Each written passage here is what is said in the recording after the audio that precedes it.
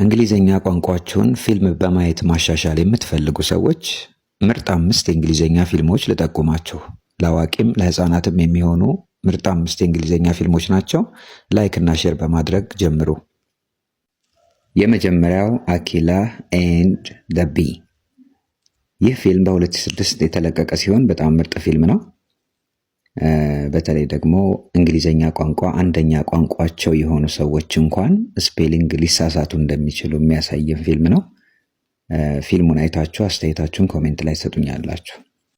ሁለተኛው ዙቶፒያ ነው። በ2016 የተለቀቀው ይህ አክሽን ኮሜዲ አኒሜሽን ፊልም ሻኪራን ጨምሮ በርካታ ሰዎች ተሳትፈውበታል።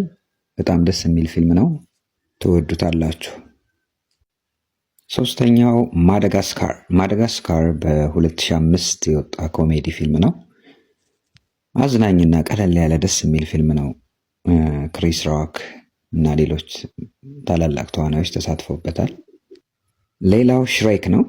ሽሬክ ቀለል ያለና ደስ የሚል አዝናኝ ኮሜዲ ፊልም ነው። ኤዲ መርፊ የተሳተፈበት ፊልም ነው። እዩት፣ ትወዱታላችሁ።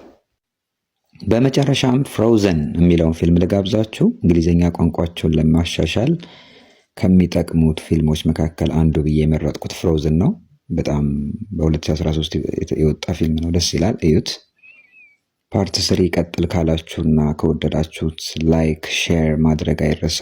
ፎሎ እያደረጋችሁ እንግሊዘኛ ቋንቋን በኦንላይን መማር የምትፈልጉ በውስጥ መስመር ማናገር ትችላላችሁ። እንግሊዘኛ ቋንቋን ከመጀመሪያው ጀምረን እናስተምራችኋለን። ይመቻችሁ።